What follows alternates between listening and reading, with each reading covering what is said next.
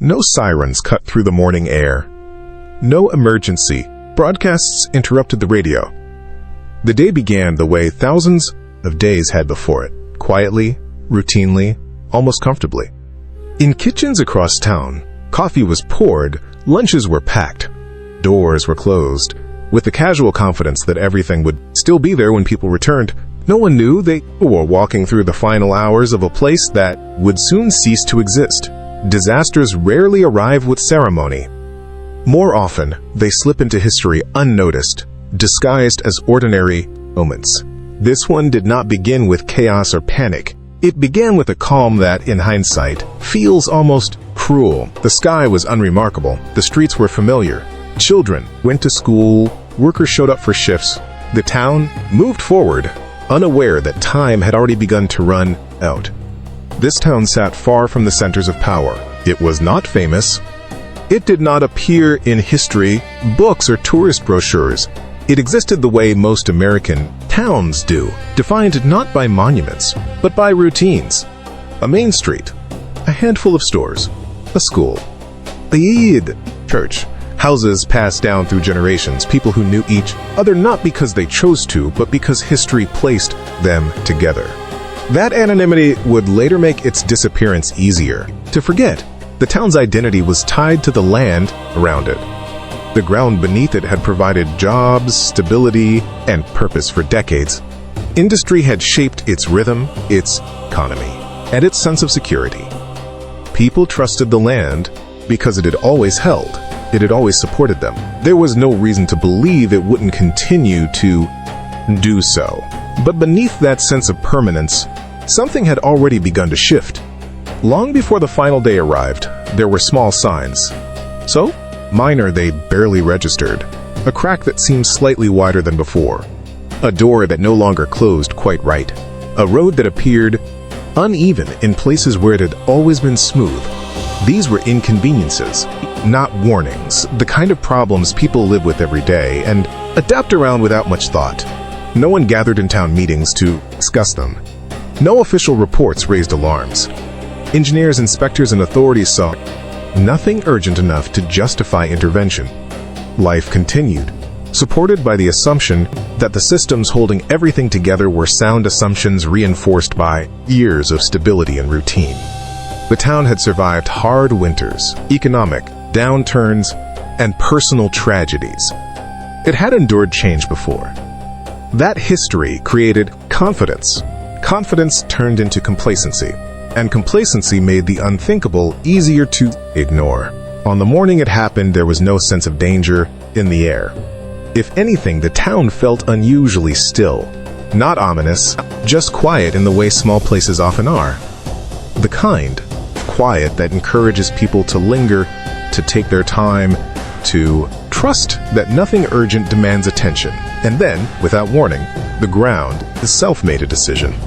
What followed was not dramatic in the way disasters are often portrayed. There was no explosion, no towering wall of water, no visible enemy. There was movement, slow at first, almost imperceptible. A sound some later described as a low groan, others as a distant rumble. People paused, confused, trying to place it. But before understanding could form, the land began to give way. Buildings shifted. Streets fractured. Foundations that had stood for decades started to slide as if the rules they depended on had suddenly been revoked. In moments, the normal order of things collapsed. Houses did not simply fall.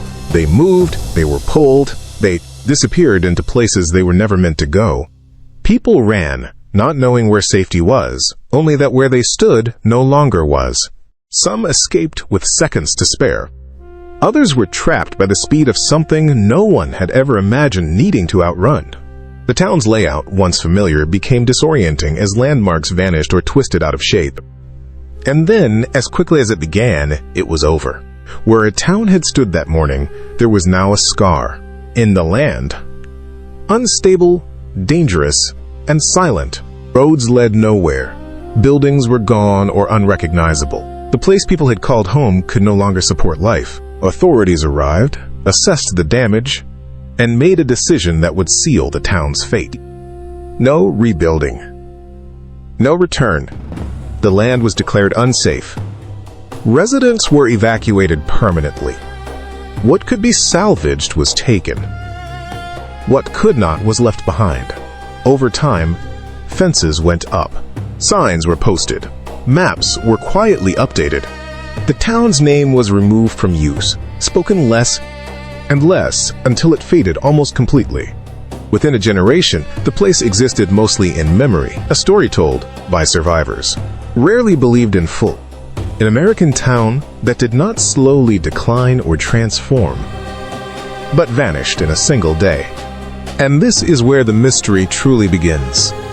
Because if a town can disappear like this, without war, without fire, without enemy action, then how many others came close? How many warnings have gone unnoticed? And how easily can a place, once full of life, be erased not just from the land, but from history itself? The name of the town will come later. For now, all that remains is the question America quietly moved past.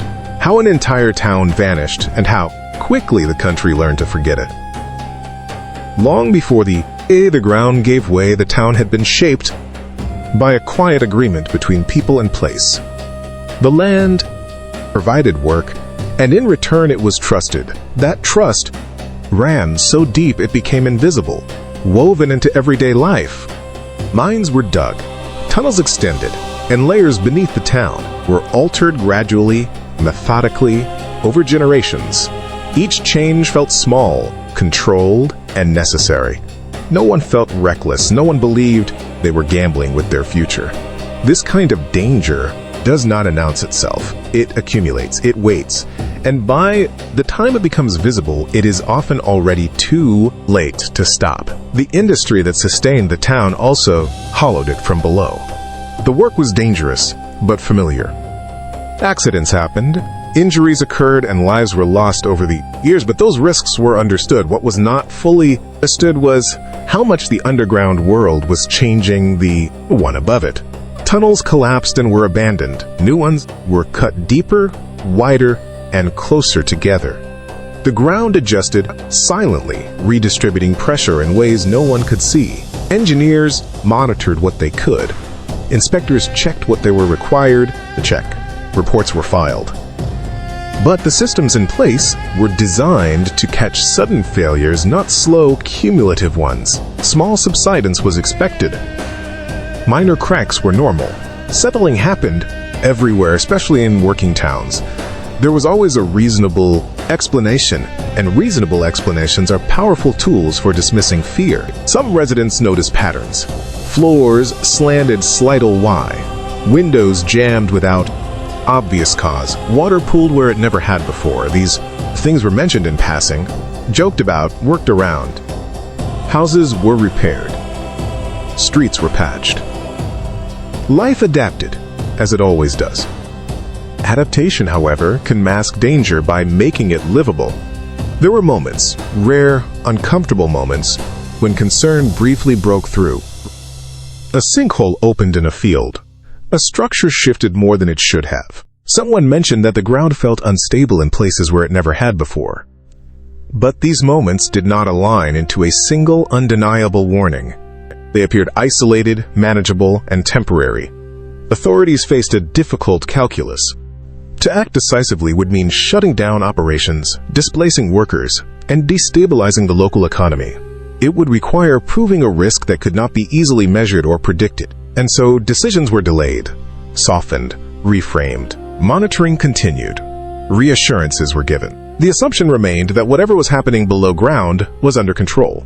The town trusted those reassurances because it needed to. Economic dependence creates loyalty, and loyalty often becomes silence. Questioning the safety of the land, foundation of life itself, it meant admitting that the very thing keeping the town alive might one day destroy it. Even when outside experts were consulted, their conclusions were cautious. The models were incomplete, the data imperfect, predictions hedged with uncertainty. The language of risk is rarely dramatic. It does not say this will happen. It says this is unlikely, and unlikely is often enough for people to move on. Time passed. Children grew up. Families stayed. New routines replaced old ones. The slow deformation of the town became part of its character. A quirk rather than a threat, the ground had always held, and that history mattered more than abstract possibilities. What no one fully grasped was that the system beneath the town had reached a tipping point. Underground, layers of earth were no longer supporting one another. In the way they once had, cavities overlapped, supports weakened, pressure shifted unpredictably. Stability existed only because collapse had not yet chosen a moment. That moment would not come gradually. It would not offer warning shots or second chances. When it arrived, it would rewrite the landscape in minutes, rendering every earlier debate irrelevant. On the final evening before it happened, nothing felt different. There was no sense of closure, no intuition that something irreversible was approaching. People went to bed assuming tomorrow would resemble today, just as today resembled yesterday. That assumption, so ordinary and human, would become the last mistake, because beneath their homes, the ground had already begun to fail. The disaster did not wait for consensus. It did not require permission. And when it finally moved, it would move faster than memory could keep up. The collapse did not begin with panic. It began with confusion. Just after dawn, a sound rolled through the town that no one could quite name. It wasn't sharp enough to be an explosion, not violent enough to be thunder. It was deeper, longer, a vibration that seemed to pass through walls and floors rather than striking them. Some people felt it before they heard it. A low shudder beneath their feet, as if the earth itself were stretching awake. A few stepped outside, scanning the street for answers. Others froze in place, waiting for the sensation to pass. For a moment, it did. The town exhaled. Life hesitated, then continued. And then the ground began to move. It didn't crack open all at once. It sagged. Slowly, unmistakably. Pavement dipped like soft clay. Fence posts leaned. The illusion of solidity failed in real time. What had always been dependable suddenly felt unstable, and instinct finally caught up with reality. People ran. Not towards shelters or designated safe zones. There were none. But away from movement, away from noise, away from anything that seemed to be sliding or sinking. Some tried to reach loved ones. Others grabbed what they could carry, still believing, somehow, that this was temporary, that the ground would settle, that the town would survive. It didn't. As the collapse accelerated, entire sections of land began to slide inward, drawn toward a growing void beneath the surface. Houses tilted, then lurched, then vanished as foundations failed. Streets fractured into jagged segments that no longer connected to anything. Trees leaned impossible angles before being swallowed, roots and all. Witnesses would later struggle to describe the motion. It wasn't a fall. It was a pull. The town wasn't destroyed from above. It was consumed from below. Emergency calls flooded in, overlapping, panicked, incoherent.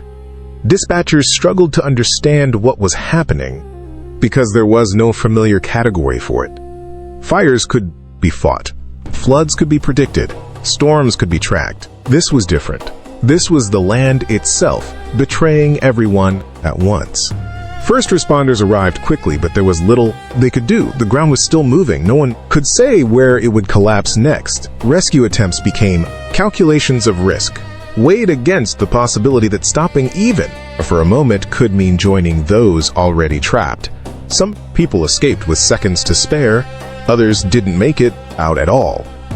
Buildings that had stood for decades disappeared in minutes.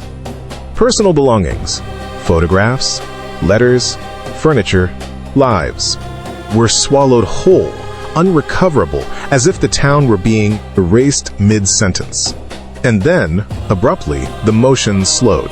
The collapse did not end cleanly. It tapered off, leaving behind a landscape that no longer resembled a town. Where homes had been, there were now unstable slopes, torn earth, and exposed layers of ground that should never have been visible.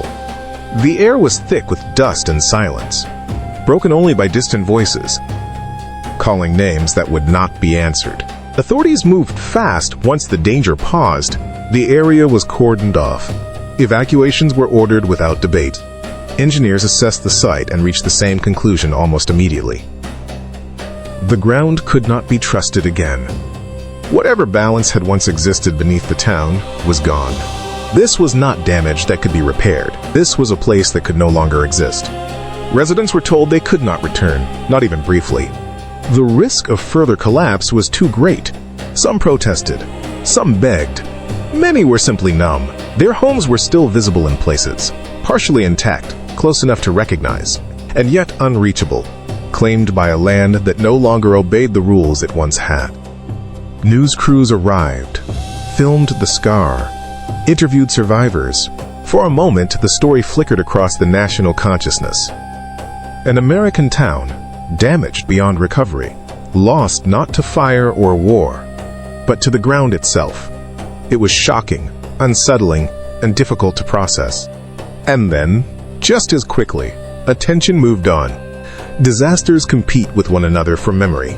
Without dramatic visuals or a clear villain, this one slipped quietly out of focus. There were no heroic rebuilds, no iconic images of rebirth. Only fences, warning signs, and a growing sense that this place would be better left alone. Within days, the decision was final. The town would not be rebuilt. Maps would change. Records would be archived. The land would be sealed off, monitored, and eventually forgotten. For the people who lived there, life fractured into a before and after that could never be reconciled. They scattered to nearby towns, cities, other states. Their shared history became something they carried alone, harder to explain as time passed, and disbelief replaced curiosity. For everyone else, the place became a footnote, a cautionary tale, stripped of names and faces. But the most unsettling truth had yet to surface. Because this disappearance was not an accident in the way people wanted it to be. It was the result of decisions made slowly, carefully, and with full awareness of risk. Decisions that felt reasonable until the moment they weren't. And in that sense, the town did not simply disappear. It was allowed to. Once the evacuations were complete, the town entered a strange second life, one defined not by people, but by his absence. Roads that had once carried morning traffic now ended at barricades. Mailboxes stood unopened. Street signs pointed toward places that could no longer be reached. What had been a living community became a restricted zone, monitored not for what it contained, but for what might still go wrong. Engineers returned again and again, studying the scar left behind. Their reports were technical, cautious, and deeply unsettling. The underground collapse had altered the region permanently. New voids could open without warning. The land might shift again, years or even decades later. Stability, once lost, could not be guaranteed. The safest option was distance. Keep people away, let the earth settle in its own time, and accept that the town was gone. For former residents, this decision carried a different weight. There would be no final walkthroughs, no chance to retrieve heirlooms, no opportunity to say goodbye properly. Homes were not just damaged, they were confiscated by danger. The places where lives had unfolded were suddenly inaccessible, locked behind warnings and legal boundaries. Insurance claims followed, tangled and slow. Some losses were compensated, many were not. How do you assign value to a house that technically still exists but cannot be entered? How do you price a lifetime of memory buried beneath unstable ground? For many, the answer was simple and brutal: you can't. Over time, practical concerns overtook grief. Families relocated. Children enrolled in new schools. Jobs were found elsewhere. Life resumed, unevenly, but persistently. And with each passing year, the town slipped further from public consciousness. Without residents to advocate for it, without buildings to photograph, without streets to revisit, it became easy to overlook. The land itself resisted remembrance. Vegetation crept back over exposed earth. Fences rusted. Warning signs faded. From a distance, the scar softened, blending into the surrounding landscape.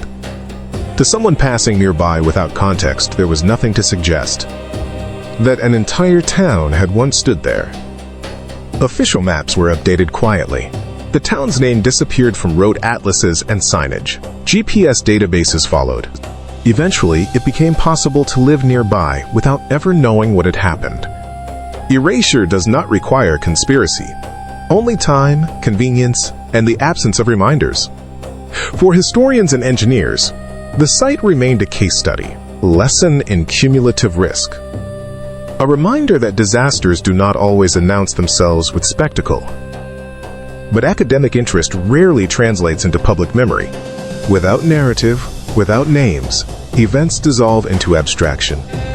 And yet, among those who remembered, the story did not fade.